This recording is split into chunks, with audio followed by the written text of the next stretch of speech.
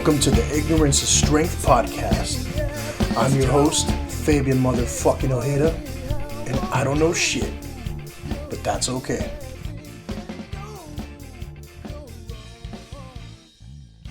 All right, let's get this shit started. Thank you, everybody, for listening to the Ignorance is Strength podcast. Sorry about last week, everybody. Had to take a little bit of a hiatus. Definitely dealing with some, personal things, but it was WrestleMania weekend. It was do one.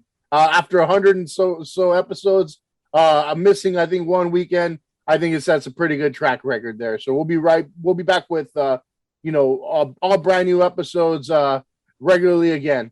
But I'm excited today to talk to a brand new guest, and he's got quite a story. I want to introduce, for the first time, Mr. Dylan Kelley. How you doing today, Dylan? I'm doing well, day by day. How are you? Good, man. And you know what? I mentioned I postponed the podcast 1 week, and I'm like, I thought I was going to have to do it again this week, which I wasn't so worried about because you had a special day, right?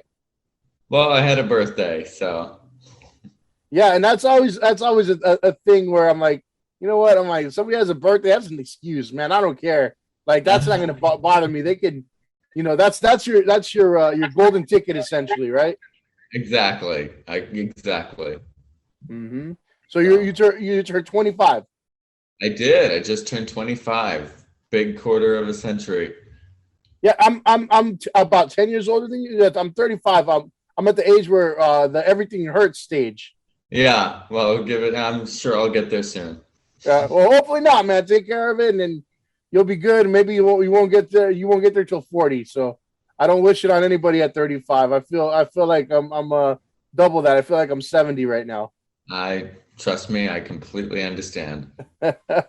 Yeah. So again, I want to thank you for jumping on. A lot of the time, I get a lot of my guests as a recommendation from our mutual friend Stephen Joyner, and the one thing I say is I will talk to anybody. I will interview anybody because I know a lot of the time it's not a bad thing, but it's a lot of similar guests where they're into film, or they're actors, or producers, or all whatever whatever comes of with that world, right?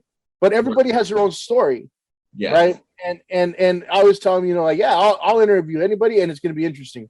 I know today's going to be interesting because I was talking to you, before we even press record. I read your little bio. I'm like, whoa, there's a story there, right? And so, I want to say that you're, in the making of a good comeback story, really, right? I mean, I think you could even make a movie of your life if you wanted to at this point, right?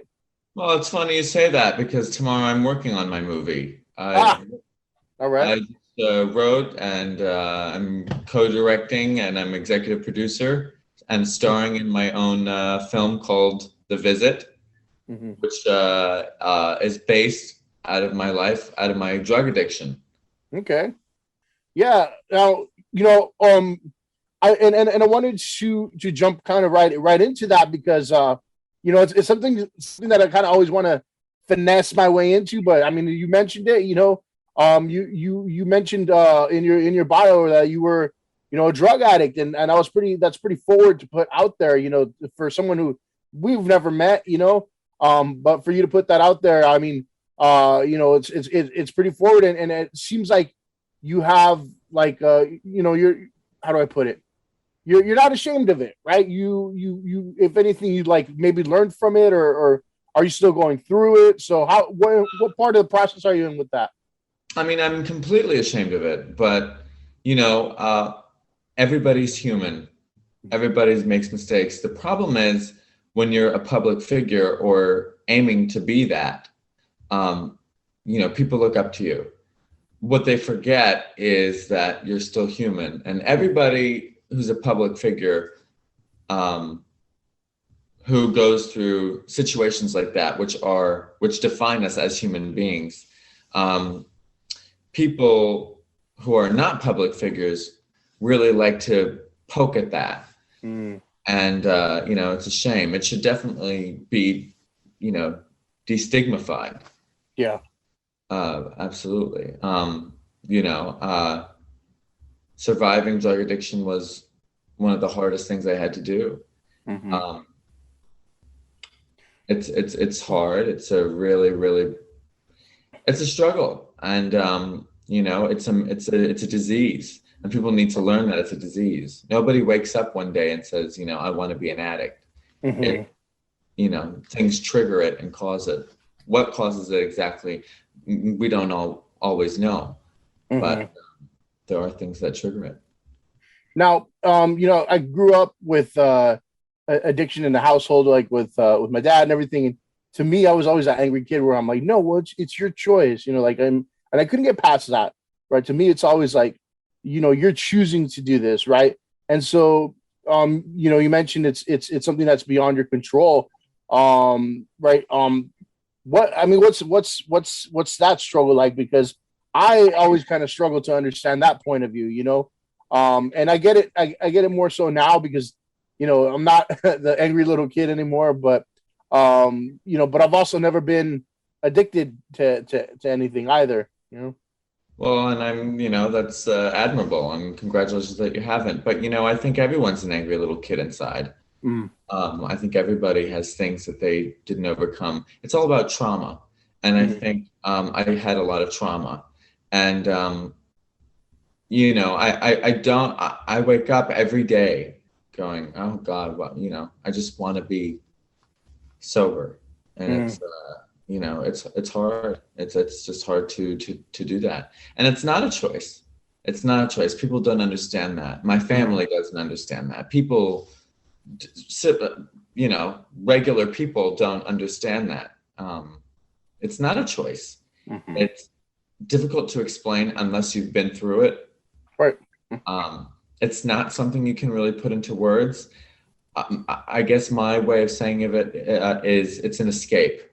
An escape of reality. And, people need to find better tools or mechanisms to deal with life and not use substances. And we see it every day. It doesn't have to be prescription medication, which happens to be my drug of choice. Mm-hmm. And I love benzodiazepines. I love sedatives because it calms my brain. It calms everything. Everything is so, I never did cocaine. I never did heroin. I never did any of that. But, prescription drugs are probably just as bad, if not worse. Yeah. You can die from withdrawal from prescription medication, especially benzodiazepines. Yeah, that's the new, and I know it's when we just mentioned talking about it's not a choice, but I mean the play on words, that's the new drug of choice there. Really, the prescription drugs, right? That seems to be more and more prevalent each day. I have to disagree. I think opioids are now, and yeah, there are prescription opioids. There's Vicodin, there's Oxycontin, there's codeine, which can be prescribed. But from my experience, based on what I've seen, some people don't have insurance, or they were in the hospital and they were put on something and then they didn't get a prescription. So now they're on the streets getting it. And people are dying because they're putting fentanyl and everything. Yeah. So, that's really what's killing people now is the fentanyl, not so much the substance itself. And then on top of it, it's not that it's just you're mixing alcohol, you're mixing some kind of opioid on top of it. It's one thing to take, a handful of Xanax and, put them in my mouth and leave it alone. But if you start mixing alcohol and an opioid like a Vicodin or a Percocet on top of it, that's what's killing people. Or simply they get, oh, I got $20. Let me get a bar. In the street, we call them bars, Xanax bars, the 2 milligram tablets. And, you don't know where they're from, whether they were prescribed or something. And then they have fentanyl in them. And then you die instantly. Eesh. Yeah, it's very, very bad. I Yeah. struggle every day with this, and you know, so it's not funny. It's Hmm. not funny. It's serious, and I've lost a lot of friends in the last few years to overdoses, suicides, drug Hmm. addiction, and it's not funny. It's a very, very sad, sad thing, and Hmm. I'm ashamed every day that I allowed myself to destroy my body to that point, or to allow myself to do that, because I know I'm stronger than that and better than that. And do I will I be sober for the rest of my life? I don't know. I hope so. I'll Hmm. do what I can, but it's never a guarantee. Again, it's a disease. Right. Well, here's hoping, you keep that strength and everything. Now I wanted to just kind of go back even further because this caught my attention. Is that you're originally from Bulgaria, right? I was born in Bulgaria on April 8th, 1997. Hmm. Yes, I was, which is in Europe, Eastern Europe. Yeah. Um, and you know, I was given up for adoption, and I was put into an orphanage. Hmm. Found out later my birth parents were prostitutes. And the thing with that is, people say, "Oh, you know, you're very lucky," and I am very lucky that I had a loving family who Hmm. did adopt me and bring me to the United States. But you know, I did another podcast recently with somebody who had a child at a young age and gave it up for adoption just Hmm. simply because they couldn't take care of it. Hmm. And that's love.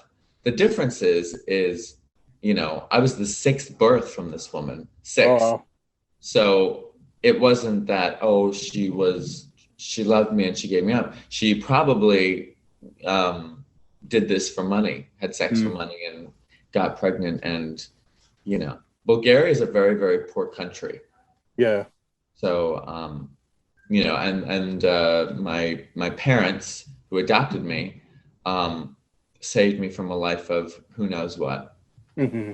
So Yeah. I mean that learning that. Did you learn that at a young age, or did you learn that kind of like at a later stage in life? I learned that at a later stage. I was about 6 or 7 when my mother told me I was adopted when I was about 4, Hmm. but I didn't really know what it meant. It didn't bother me until Hmm. I became a teenager and really understood what that meant. I Hmm. wasn't wanted. I was given up. You know, Yeah. so that's trauma.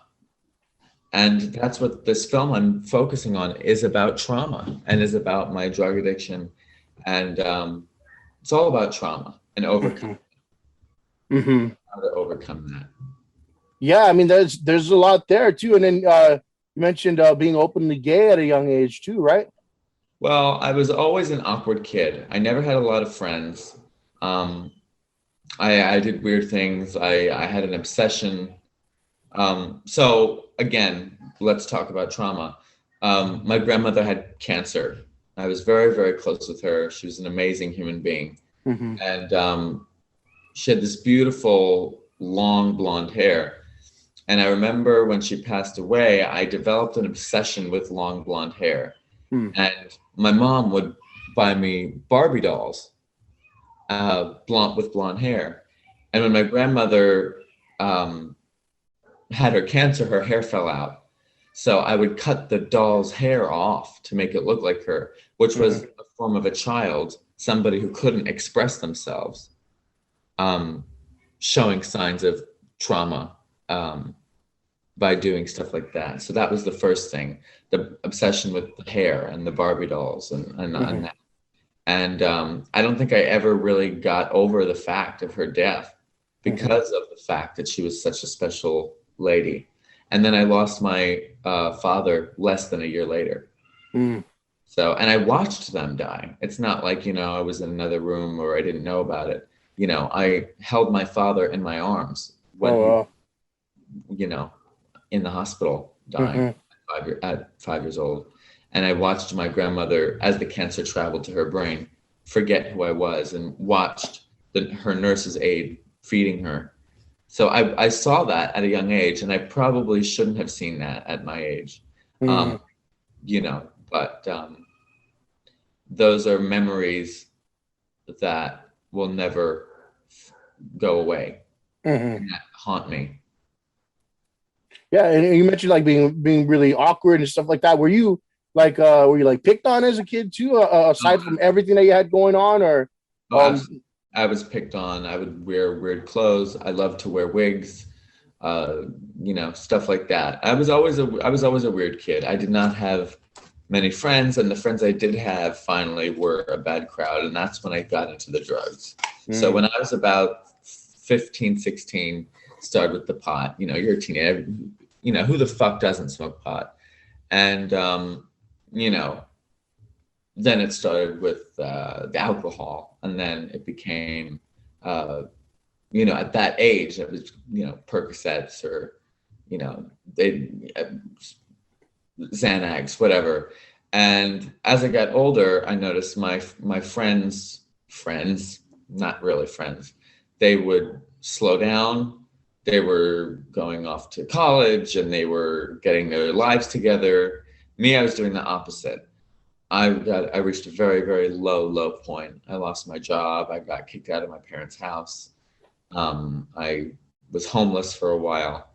I had a drug overdose of Xanax and woke up in the hospital getting my, I don't know what this part of the neck is. Your trachea, I believe. Yeah. Or your sternum. A sternum. I was not responding to touch or sound. So they had to do a sternum rub to get me to. So I was in the process of an overdose. I did overdose, but it wasn't to the point where I died.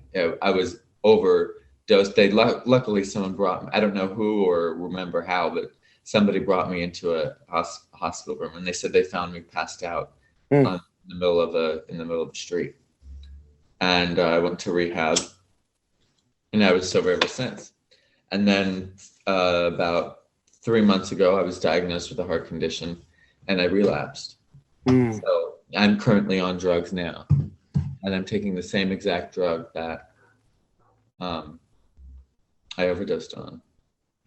Oh. And, I'm trying to get help for that. Again, I'm human. And it's terrifying as a public figure or trying to become a public figure to admit that, because people are ashamed of you. And they shouldn't be, because, again, everything is trauma based. Everything is based on trauma. What causes it? Go to therapy, get help, get what you need, detox, whether you go into a rehab or whether you detox by yourself under a doctor's supervision, whatever you have to do. I'm in the process of detoxing now, but they wean you off of your doses. So I'm getting recovered again, but I was sober for 6 years. So this was fairly recent. Right. So you've done it before. You have it in you to do it again. Oh, absolutely. And I know I can. I mean, I went through a bad breakup recently with someone I was with my partner, who I was with for 3.5 years, which feels like a death, even though they didn't die, but no contact. They're not here. Belongings of theirs are still here in my house that I, again, more betrayal, more trauma. So, it's hard. It's hard. And the people who shame Demi Lovato or Lindsay Lohan or Carrie Fisher, people who struggled with mental health issues or drug addiction, shouldn't. Nobody wanted to do that. Nobody wanted to, or Drew Barrymore. Nobody wanted that. It happened. Right. Or Kurt Cobain. It's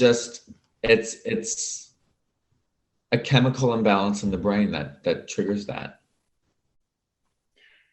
Well, I mean, I'm talking about this is like it's trauma after trauma after trauma, and understand, and there's just a lot there, I do want to, say I hope you find whatever it is, whatever help you need, whatever strength you need to, to get sober again, but I do want to touch on, specifically now your film that you're working on, right? Yeah, talk about that. And it is you said like a film about your life, right? It is a film about my life. It's a short film, and I'm going to submit it to festivals. And if it wins, I'm working on a full film. Um, it takes place of me in the rehab back in 2016 when I had my first overdose, where I woke up and in the hospital and they sent me into rehab, and I'm in bed twitching through my withdrawals. And my grandmother's soul, her spirit, comes down and warns me, "You're gonna die if you don't stop it." And it scares me into realizing that this is not the way, and there's better ways. There's healthy ways to cope. There's healthy ways to get my shit together, whether that's through meditation and therapy, 12-step recovery, whatever you need. So that's what it is. And people in Hollywood are like flies. They're very distracted easily. So with making a short film, people easily skip through it. So it has to have a beginning, a middle, and an end. The beginning is me in the rehab with no interest of getting sober. The middle is her coming down, which is talking to me, which is the denial. I'm in the denial phase. No, this can't be happening. Why did you leave me? I've been through so much. I was, sexually assaulted when I was you weren't there. You left me, whatever. And then remember, she's an entity, so she doesn't feel emotion like human beings do. So she's very soft-spoken, very calm, very angelic. And then she leaves, and the last dialogue that she said was, I said, I can't do this. So where can I find you? And I need you. And she says, you can find me between each beat of your heart. And I thought that was a very special dialogue. And then she faded away into the darkness. And then I go into the acceptance stage, which is where I kind of just stare off into space for a minute, and they do a close-up, and a nurse walks in. It's like, "What's wrong with you? Why are you smiling?" And I said, "Just nothing. I get it." And then I get sober, and then I walk out of the rehab back into my existence, my life as a sober person. And I've been sober ever since then, except for the last 3 months. And I think just again dealing with the times we're in, I think it could really resonate with a lot of people, right? I mean, it could really, especially people in entertainment, right? Because they might have been going through, something similar, right? I think there's a lot of people who are going through something similar, especially during the pandemic.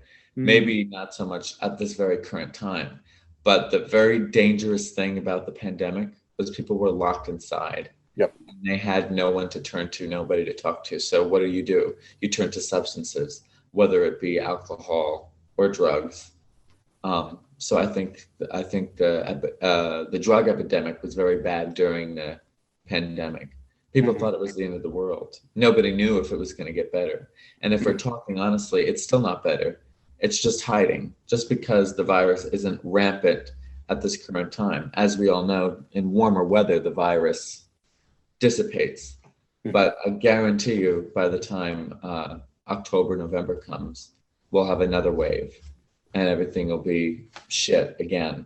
And this is going to be an ongoing thing until people come to terms with it and learn to accept it. Do you think there'll be more lockdowns? And no, I don't think there'll be more lockdowns. I think the government cares way too much about their money more than their people.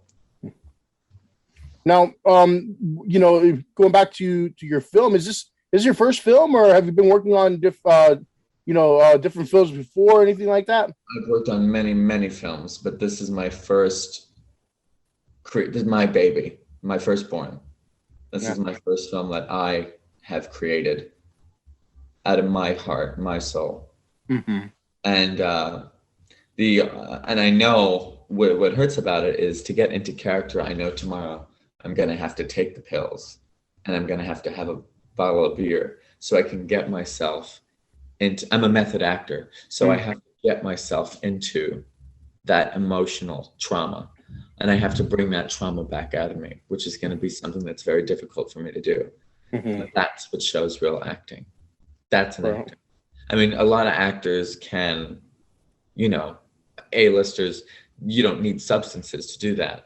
But because this is based out of my own life and it's hard for me to do, you know, I think this is a situation that would call for that. I could be wrong, and other people might say I'm wrong, but that's how I act.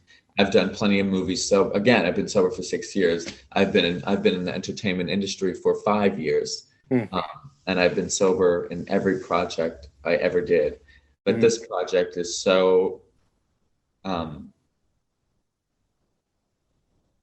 based on trauma and so hurtful, but beautiful that if I don't take some sort of substance, I don't think I'll be able to get through it, because it's a very dramatic scene. So I think people will love it. Yeah, I mean, and you know, the goal you said then would be if this short film is successful, you turn it into something bigger, right? Well, this is what happens when you should always be prepared. So you have your short, but you should always have like at least a 90-minute script already written. Because if you submit it to a festival and you win, they're going to say, where's the finished product? I see. They'll give you a loan. Here's a, you know, $100,000 loan, $200,000 loan. Make this into a low budget film. We'll release it on Netflix, on Hulu, or whatever, where you can win an award, and that's your way into business. Or, you know, I mean, Sylvester Stallone did similar, where he wrote Rocky, and nobody wanted him, and then somehow he got it made under the condition that he was the star. And you know, times have changed with TikTok and Instagram and Facebook and all these things. People are celebrities who, unfortunately to say, don't deserve to be celebrities. They have no talent. But again, this generation, I'm a millennial, but this new generation of kids, 13, 14, 15, 16, their brains are so, they cannot sit down for 5 seconds and watch something and watch a performance. And people think it's so weird when I watch, you know, a movie like, which won an Oscar. There was a movie I saw recently called The Wife with Glenn Close. Brilliant performance, where the husband pretended like he was a writer and whatever and won the Nobel Prize, but secretly the wife was the one writing the Golden Touch and was the one writing all of it. I suggest anyone who's listening should watch it. It's an amazing movie.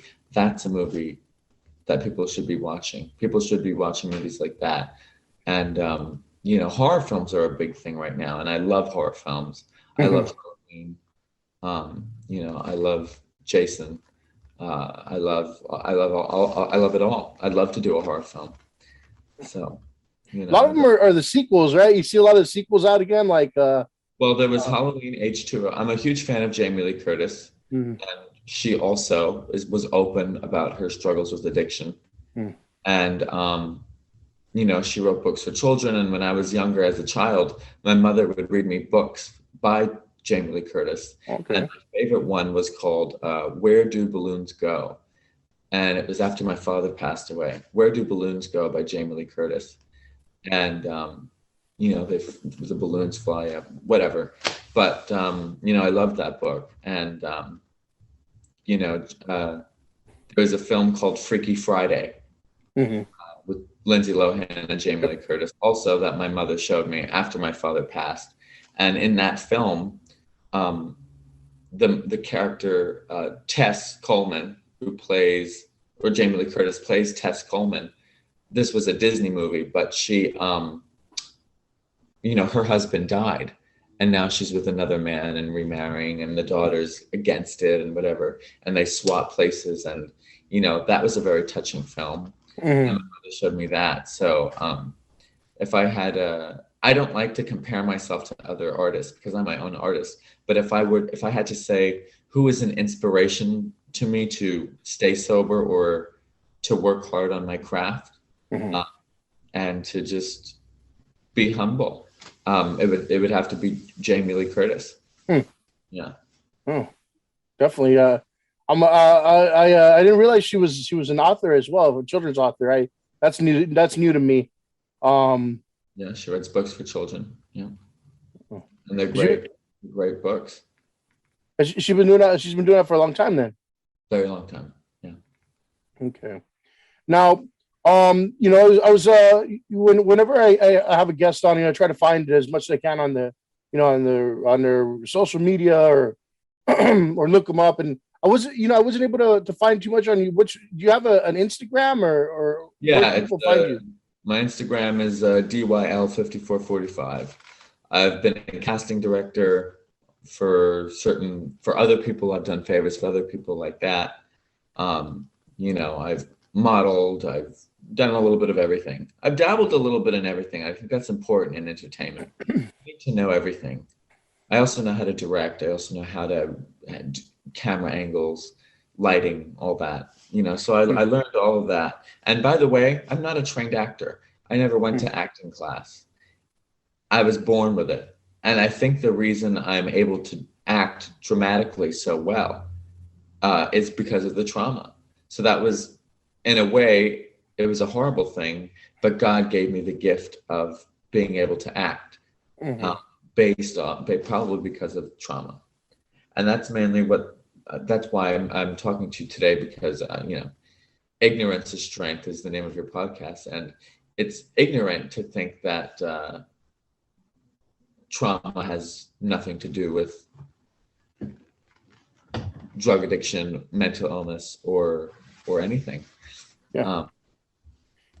And like with my conversations, I like to jump in, and like the less I know about something, the better. And you really taught me a lot about, again, it's just based on our conversation. I don't know much about drug addiction, and you taught me a lot about that, and that's kind of the point of the show. A lot of the times, is like I like to get different people's perspectives on different things, and the more I understand, the more the people listening understand, the better. Because I had no idea. And I'll share something personal with you right now. This is actually today. Today is actually 3 years since my youngest brother left this world, took his own life, and he was starting to struggle with addiction.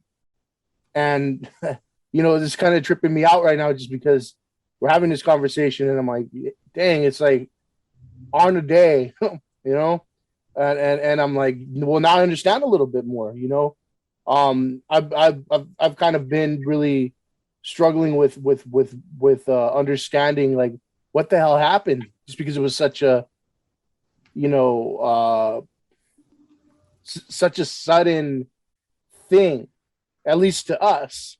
Yeah, and it is very sudden, and it happens very suddenly. You can lose people like that, and life is very precious, and it can be gone in a heartbeat. And I think my family's angry with me just simply because they don't get it. They've never struggled with addiction or anything like that. I'm talking pills, not other substances, but they don't understand that drug addiction is an illness and it's not a choice.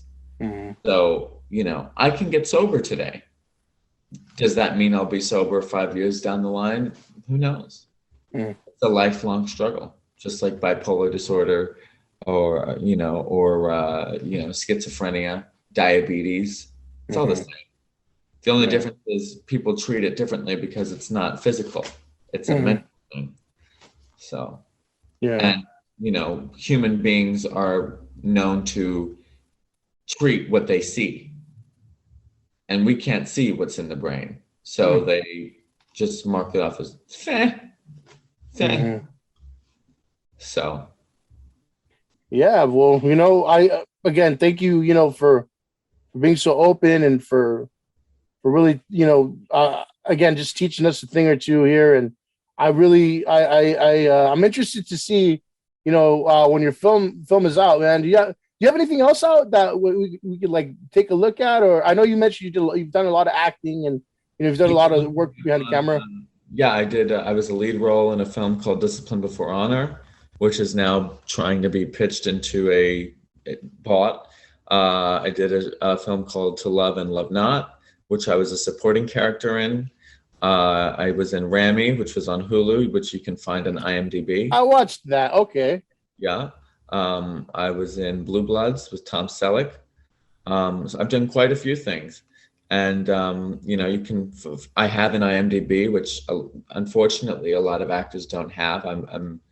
New actors don't have. I'm very lucky that I have that. I'm thankful that I have that. And, I have a website being made currently that'll be out, which you can see all my headshots, my resumes, my demo reels, the work I've been in which case any of your viewers, or if anybody, I'm also a public speaker such as today, where I talk about if anyone struggled with adoption and accepting that, or wanting to find their birth family, or how to get sober, or techniques, whatever, they can always reach out to me through, you have my email, so you can post that there. You have my Instagram, so they can DM me temporarily until I have this website, which will be done in a few weeks. And yeah, just one more time, can you repeat the Instagram for everybody so we can hear it nice and clear?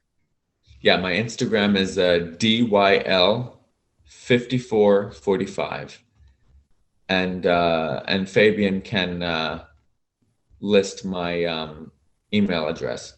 Yep. So if anybody has any questions or concerns or work that they might think I fit a description for. All right. Well, again, yeah, thank you so much, Dylan. I really, I did this one early on my end. I know you're a little past almost 1 o'clock on your end, but I woke up a little early for this one on a Sunday. Well, early for me on a Sunday, and it was worth it, man. I really enjoyed the conversation. Wish you all the best. But appreciate it. And thank you so much for having me. I hope we'll meet again. And when the website is out, I'll send you a link and you can post that. Absolutely. All right. For everybody listening at home, I appreciate it. Thank you. Fuck you and good night.